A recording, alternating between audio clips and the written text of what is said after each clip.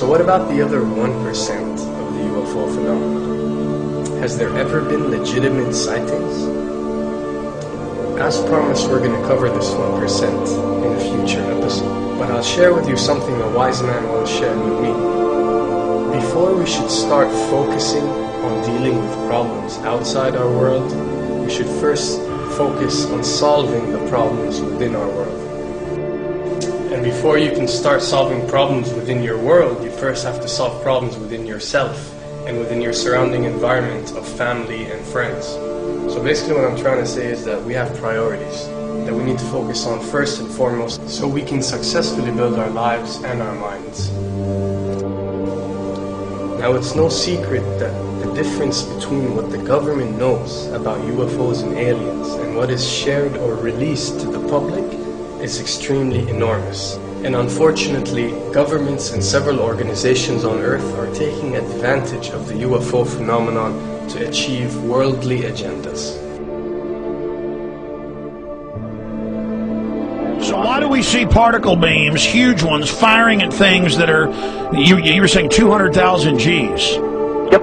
I mean, go over that. Well, because I think it's part of a test for if there are bad guys out there. Or maybe they're doing preparations for faction. We may be looking at more than one faction. Remember, these groups tend to fragment. They fractally fragment so that you have wars within wars within wars. You know. But why would NASA release that footage? Well, remember, you've got all the good guys in NASA, and then you've got a few who are not good guys. The good guys don't know that there's something to keep secret. Remember, the lie's different at every level. They believe the lies they've been told. So when you set up a structure, an institution, which is supposed to be open and above board and is supposed to present live TV of the shuttle mission, they present live TV. Now, the controllers can't say, oh, well, you can broadcast this, but you can't broadcast that. Because the honest guys will then say, sure. Well, why can't we broadcast that? So people always say if this was happening, it would come out, and it is coming out. Well, I mean, I agree with you. When you've got the Catholic Church saying we need to love the aliens, they're our brothers, when you've got every major denomination saying it, when you've got all the movies, and you've got, you know, in the 80s, huge programs at the Olympics with aliens landing, you know, fake aliens, and you've got huge things the size of 3 football fields floating over Dallas, and stuff all over the place. Something's going on, and then I read government documents about fake extraterrestrial landings. You know, any of this. Why? I mean, you believe it's fake. Remember Operation Northwoods? Yes. Okay. Or we can go to the, September 11th. Governments do huge, big things to sway populations at key nodal points in history. They love hoaxes. Yeah, well, it's manufactured history is what it is. We are building, I mean, all my UFO friends, I need to shake them because they're so, frankly, they're extremely naive, Alex. They really believe we're building toward disclosure.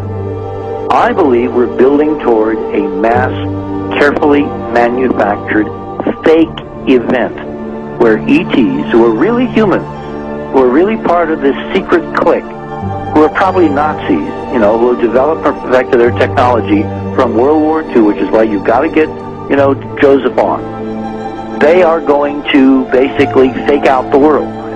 And there's an incredible window on the Nazi black ops program, the compartmentalized, incredible high technology efforts that were being funded by the Nazi war machine, particularly toward the end of the war, in a desperate effort to win the war.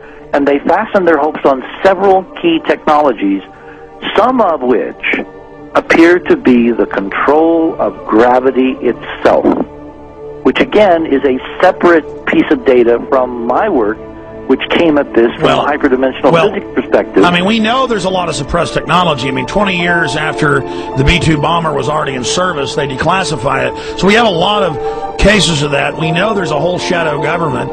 This is technology in physics, Alex, that would make anything you think you know like a candle flame compared to a hydrogen bomb. This is a physics that literally allows you to rearrange time.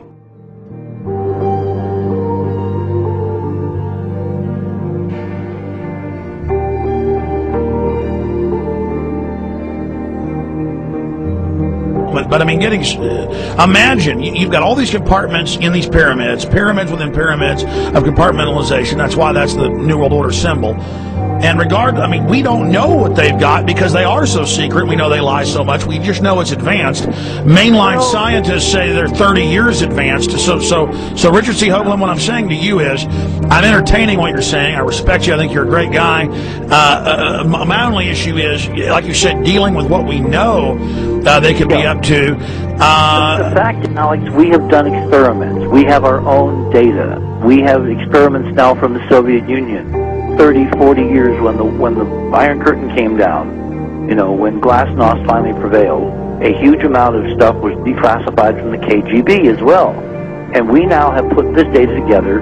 We not only know what the physics is, we know what it can do, we know what it's based on, we know how to make it work. We've seen in our own experiments ample evidence. We've seen experiments across the American landscape and even in Europe that vindicate various parts of this. And the latest thing I'm working on, it looks like von Braun himself was deeply involved in some of this early physics experimentation, but they're keeping all the good stuff for themselves. The reason is that if we got access to the good stuff, if we got access to the technologies, the energy, you know, we wouldn't be worried about $4, $5 a gallon gas or $10 a gallon gas. We would live like people are supposed to live, all 6 billion of us, who could live lightly on the earth, Alex, with this technology. And live longer. Absolutely, and better, and, you know, you could live to 200, 300 and have the virility of your 20s and 30s. There's extraordinary medical breakthroughs. There's extraordinary physics breakthroughs, technology breakthroughs, energy. It's all been kept away. Think about it. We're already on a planet hurtling through space, all these wonders around you, and you've been taught it's bizarre to question, and that's because there's so many kooks in the alternative movement who do talk about ridiculous, you know, Hollywood-style green men instead of really looking at the shadow government and all these crazy secret societies that are admittedly running NASA and the shadow government. Now, ladies and gentlemen, during this talk that I'm going to give you, I'm going to explain to you the history of this phenomenon, who the secret government really is, and I will name them by name, beginning group, the study group. I will tell you who they are today. I'm going to tell you what this is all about. I'm going to tell you who's selling drugs to your children, and I'm going to tell you why the United States government is afraid for you to find out what the truth is regarding UFOs.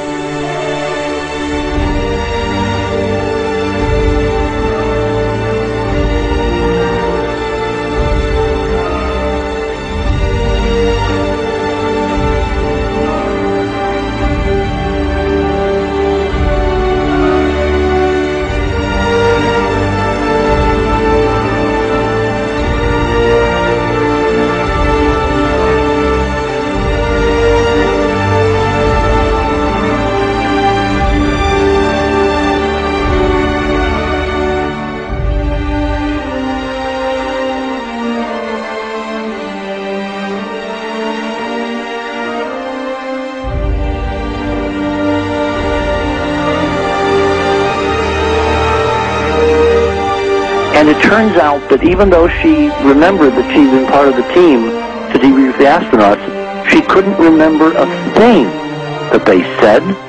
She couldn't remember why she no longer was working with NASA. She couldn't remember. In other words, her memory lapses were enormous, and I don't think they were feigned, because we now found the same pattern in all the flight crews.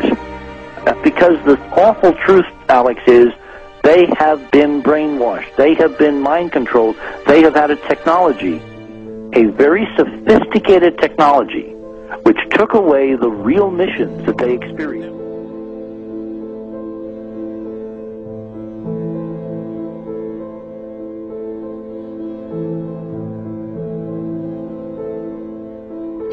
Sorry.